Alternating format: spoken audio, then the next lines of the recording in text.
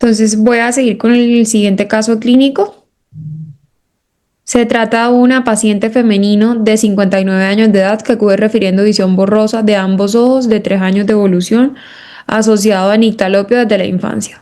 Como antecedentes personales, un residente de la Ciudad de México, empleada, niega toxicomanías, de patológicos negados, oftalmológicos negados y heredofamiliares negados. A la agudeza visual mejor corregida tenía una visión en ojo derecho de 3,200, en ojo izquierdo de 20/20, una presión intraocular dentro de límites normales y una biomicroscopía dentro de límites normales. Entonces podemos ver en la imagen del ojo derecho, en la exploración del polo posterior, encontramos que el vitrio está transparente, no había celularidad vítrea, era una papila naranja de bordes bien definidos, no se veía borramiento, y se veía en la región macular a nivel foveal un cambio blanquecino de aproximadamente un cuarto de área de disco con bordes bien definidos y rodeado de un área de hemorragia pequeña que pueden ver acá alrededor. No sé si se logren ver mi cursor, acá se ve alrededor una pequeña hemorragia alrededor de esta mancha blanquecina, eh, y con bordes mal definidos, aparentemente subretinianos. Aparte de eso, en la región de la arcada temporal superior se observaba una tumoración ligeramente sobrelevada de coloración rojiza-naranja de aproximadamente 6 áreas de discos con bordes mal definidos, aparentemente subretinianos. Y en el ojo izquierdo, sin alteraciones. Y aquí me encantaría preguntarles si ustedes les llega un paciente así, no tiene celularidad, no tiene nada, yo sé que estamos en uveitis, ¿en qué pensarían y qué descartarían? O sea, ¿qué pedirían en una paciente así, 59 años? Entonces, pues se los quería traer porque no es un caso común y pues apenas uno ve esto, uno no solamente puede, yo sé que estamos en una de caso clínico de uveitis, pero pues aquí tenemos que también pensar en diagnósticos diferenciales. Y uno de ellos podría ser el osteoma. Dice Aquí dice Luis Pedro. ultrasonido ocular, especialmente en modo A, y también dice Laura, melanina coroidea del ojo derecho, melanoma, perdón, Melanoma, ¿no? y Dina García te dice OCT macular. Exactamente. Entonces, aquí sobre todo ese de melanoma es muy importante. No se nos puede olvidar, es una paciente de 59 años. No sé por qué se me va la... eh, no Bueno, puedo... yo les quiero solamente comentar algo. En esta paciente, con esta edad y con estos temas de uveitis, pues lo que tenemos que pensar es en un síndrome enmascarado. Ujú. Si estamos pensando en algo por ese tipo de lesión que se ve en el ojo derecho. Exacto. No sé por qué se mueve tanto mi pantalla ahora. Ahí la logran ver bien. Bueno, Dice, mira, Ahí está bien ahorita. ok. Entonces, por eso se los quería traer, por eso, porque hay que pensar en síndromes enmascarados en estos pacientes y uno de los diagnósticos que pues pone en riesgo la vida de un paciente también es melanoma y ella tiene 59 años. Entonces, pues muy bien por los que pensaron melanoma. Entonces, en esta paciente lo que se hizo fue solicitarle, la persona que pues llevó muy bien el caso, le solicitó un OCT de mácula, donde se puede ver en este corte horizontal sobre la fobia una región hiperrefléctica que deforma la depresión foveal y genera pérdida de la integridad de la membrana de Bruch que corresponde, digamos, a una neovascularización coroidea. Si fuéramos así como súper, no nos importa más de saber el diagnóstico, pues decimos, se rompió la membrana de Bruch EPR que pueden ver acá y tiene una neovascularización coroidea que está causando que haya sangre, que es pues la sangre que vemos en la imagen y pues que probablemente con antiangiogénicos nos vaya a mejorar, pero pues cuál es la causa de que haya hecho una masa, tiene una masa en la región temporal, en la arcada temporal superior. Si ven el vitrio no se le ve celularidad, entonces pues también es algo que llama la atención. Aquí podemos ver un corte más abajo para foveal inferior, que observamos también este cambio hiperrefléctico con estos cambios aquí que podemos ver con la, digamos que disrupción de la membrana limitante interna, membrana limitante de la elipsoides y también corresponde, digamos que con una neovascularización coroidea. Y en la arcada temporal superior, si pueden ver, acá quiero que se fijen mucho en la coroides. Nos podemos ver que hay algo que empuja la retina desde la coroides y son dos nódulos que se forman, aparentan ser como de morfología redondeada y alcanzan a apretar, digamos que alcanzan a hacer digamos que espichan, por así decirlo, y deprimen la coriocapilaris. Y eso puede ser la causa de que se haya roto la membrana de Bruch, causando una neovascularización coroideo. Entonces, esas lesiones en forma de domo hay que tenerlas muy en cuenta y fijarnos, y si se dan cuenta, hay dos imágenes formadas ahí. En el otro ojo, si se dan cuenta, se puede ver que es una retina que no tiene, digamos que problema y no se ven esas lesiones en domo y vean que la coriocapilaris que está cercana a la membrana de Bruch y el epitelio pigmentado de la retina no se ve normal, o sea, no hay nada que lo esté empujando. Entonces esa es la diferencia entre un ojo y el otro, que nos debe llamar mucho la atención. Aparte de eso, pues queremos saber esta lesión cómo se comporta en una angiografía fluorescénica, por lo cual se le solicitó. Y en el ojo derecho podemos ver una región hiperfluorescente en patrón moteado en la arcada temporal superior, que se ve aquí en toda esta zona, en la arcada temporal superior, que corresponde con el área de la tumoración que inicia desde las fases tempranas y se mantiene hiperfluorescente a lo largo de las fases del estudio. Se observa una región hiperfluorescente que se correlaciona con el cambio blanquecino subretiniano, que vamos a ir viendo acá, que es aquí y este va a comenzar a aumentar en tamaño y en extensión. eh, y van a ver que aumenta durante toda la angiografía. Entonces, pues vemos la tumoración y vemos eso que aumentó, que nos habla de que esa neovascularización coroidea está activa, o sea, que está filtrando, está fugando. Esa lesión aumenta y vean cómo en la arcada se ve esa lesión hiperfluorescente también. El nervio no se ve vasculitis, no se ve más nada. Pero pues con esto donde nos quedamos que tenemos una tumoración y una neovascularización coroidea. No podríamos decir cuál es la causa de esto. Entonces, lo más importante en este caso es ver, como dijo el doctor, ver que no sea un síndrome enmascarado. O sea, que aquí no estemos ante un paciente que tenga una lesión tumoral. Entonces, aquí muy importante solicitar una ecografía.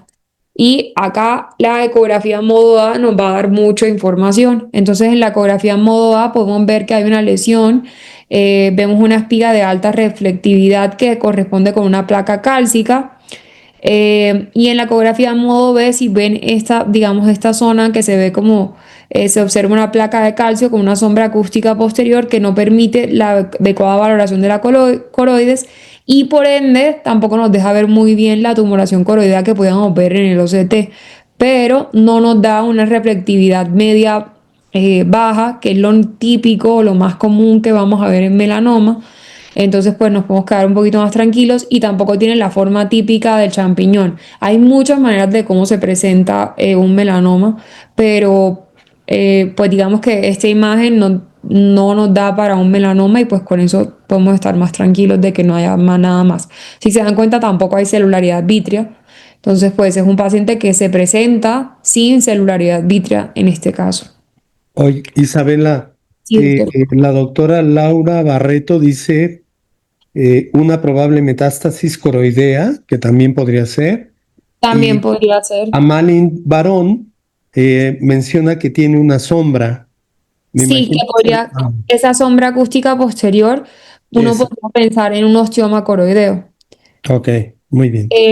Y lo que llama la atención en un osteoma coroideo es que se presenta más en pacientes más jóvenes, normalmente de 20 a 30 años, y la imagen clínica tiende a ser más calcificada. Entonces, pero sí es un gran diagnóstico diferencial, solo que, y aparte, en el OCT que vimos, no, esa lesión normalmente en un osteoma coroideo se ve diferente, hace también como una sombra acústica posterior que no vemos en nuestro caso.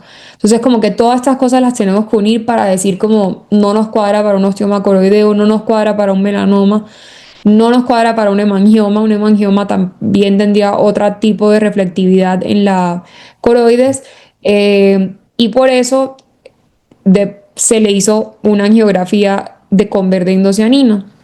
Ujú. Entonces, Eh, podemos ver, Isabela, Isabela, dice. Te están preguntando si es útil el Doppler, el doctor Omar Alonso. No, en general ahorita mismo, pues no sería como el primero que pediría. Ok, No, no sería como lo que más nos ayudaría ahorita mismo. Y se le pidió para ver sobre todo la zona en el verde indocianina, si se dan cuenta, la imagen que tenemos aquí, que es donde se ven los vasos más blancos y el nervio se ve, digamos que blanco, hiperfluorescente, es una imagen de angiografía. Y la otra es una imagen de verde indocianina. Entonces, en la imagen de verde indocianina podemos ver que se ve una zona de hipofluorescencia perifoveal que se mantiene durante todas las fases de la prueba debido a que el bloqueo por la hemorragia subretiniana y correlaciona con la que se presentaba la fuga en la angiografía de la fluoresceína. Y se identifica una otra zona de hipofluorescencia en el trayecto de la arcada temporal superior que se mantiene durante todas las fases de la prueba y corresponde con una tumoración rojiza. Si se dan cuenta, en la angiografía fluoresceínica lo veíamos como hiperfluorescente y aquí lo vemos como hipocianescente. Y esto también es debido a probablemente ha causado al bloqueo que veíamos en la calcificación que veíamos en la ecografía. Entonces, pues, ¿ante qué estamos? Eso es como lo que tenemos que tratar. En este caso, lo que se decidió fue tratar al paciente con antiangiogénicos para la neovascularización coroidea, viendo que no había, digamos, como un melanoma, no se creía que era un osteoma coroideo, pero pues no quedaba muy claro cuál era el diagnóstico de esta paciente, no cumplía con todos los criterios, por lo cual le pidieron una prueba de tuberculina. Entonces la prueba de tuberculina le salió en 17 milímetros y le pidieron un cuantiferón TB Gold y una radiografía de tórax que no tengo, pero que la radiografía de tórax también era sugestiva para tuberculosis, por lo cual quedó como un tuberculoma coroideo asociado a una neovascularización coroidea activa. En este caso, pues los intravitreos pues se utilizan, o sea, sí hay que utilizarlos porque se rompió la membrana de Bruch y nos va a servir para tratar la neovascularización coroidea. Hay que tratarla, no la podemos dejar de tratar, pero es muy importante que para que este paciente no tenga otras manifestaciones, aparte del tuberculoma coroideo, se le dé manejo con Dot-Val, que esa paciente recibió su manejo por 10 meses, se mantuvo estable y se le hizo seguimiento con tomografías. Podemos ver aquí en la lesión, digamos, la lesión como ya después del tratamiento y con el antiangiogénico disminuye y hay una pérdida de la elipsoides en esa, pues, digamos que en la capa externa hay una zona ya de tubulaciones que hablan de la zona, digamos, como de la pérdida de la arquitectura y de lo crónico del cuadro, pero en la consulta de este paciente que estaba en 3,200 está en 20,200 excéntrico, obviamente por la lesión, y podemos ver que está excéntrico porque alcanza en la fobia, en la parte parafobial inferior, logra todavía tener, digamos, algunas zonas de fotorreceptores que le ayudan a ver. Entonces, pues en este momento esta paciente se trató con antiangiogénicos, con terapia Dot-Val y pues va bastante bien. Está con un 20-200 excéntrico y pues no ha presentado ninguna otra manifestación ocular. Y ese era el caso que les quería traer sobre tuberculosis. Muy bien. ¿Alguien que quiera preguntarle a Isabela un comentario? Lo interesante también de este caso, doctor, es que como todos, o sea, creo que a todos si nos llega este tipo de paciente pensamos que es otra cosa, lo buscamos algo más, pero no pensamos nunca que esté bien. Y pues como lo hemos dicho y como fue este módulo chiquitito aquí que tuvimos de las grandes simuladoras, ¿verdad? Lo que es tuberculosis, sífilis, Lyme, inclusive sarco se Sarcoidosis. pueden presentar de cualquier forma. Entonces, nunca pues dejar de dejarlas por fuera.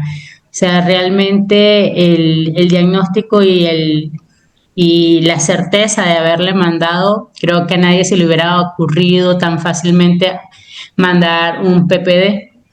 Entonces, al ver posiblemente de que no había mejoría del todo, fue cuando se decidió buscar algo más, pero entonces siempre tener en cuenta que estas enfermedades son grandes simuladoras y que nos pueden venir de todo tipo, o sea, no esperarlas siempre con celularidad, con inflamación.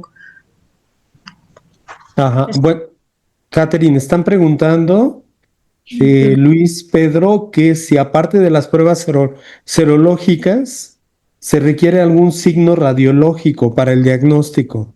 Actualmente Isabel en las Vázquez. nuevas guías nos dicen de que no, hay una confusión con bastantes infectólogos porque cuando ya nos sale un PPD no es tan significativo, pero cuando el cuantiferón sí sale positivo hay una TB latente. Y si nosotros tenemos algo a nivel ocular, puede ser que la TB solamente sea a nivel ocular y no la tengamos a nivel sistémico o a nivel pulmonar, que es donde la buscamos casi siempre. Entonces, muchas veces encontramos el choque cuando no quieren dar tratamiento a los pacientes y realmente las nuevas guías actualizadas por todas las enfermedades respiratorias, tanto de la sociedad americana como europea, nos habla de que hay que darle tratamiento a los pacientes que tienen un cuantiferón positivo. Ajá, porque es una TB latente, ¿no? Así es. Y Sí, puede ser solamente a nivel ocular. sí. Sí, o sea, es importante las dos pruebas, como ya se había hablado cuando se dio tuberculosis.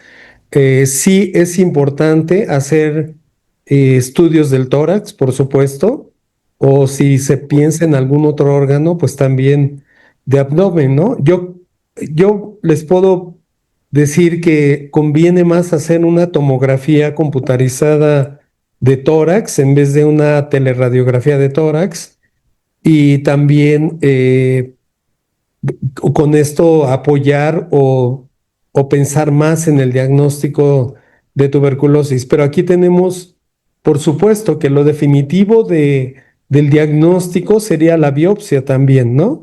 Demostrar la presencia del Mycobacterium con una tinción de Sil-Nielsen. Pero aquí, ¿de dónde vamos a tomar la biopsia? No vamos a tomarla del ojo necesariamente, eh, pero el laboratorio nos apoya para el diagnóstico y el tratamiento es la prueba terapéutica. Entonces, pues en realidad, bueno, el doctor Luis Pedro dice de las pruebas serológicas, no sé si se refiere al PPD y al cuantiferón T-Begol, que son pruebas para ver la estimulación de los linfocitos T, porque aquí la inmunidad que participa en tuberculosis es la inmunidad tardía, que está regulada por linfocitos T. Entonces, sí podemos encontrar algo en radiografías de tórax o en tomografías y todo, alguna lesión sugestiva de una tuberculosis o un signo que haya tenido el paciente por su primer contacto, un complejo de Gón, lo que sea, pero con la actividad que tenga a nivel ocular de un proceso inflamatorio hay que darle el tratamiento, como lo menciona Catherine, dar el tratamiento y el seguimiento del paciente para ver el resultado del tratamiento.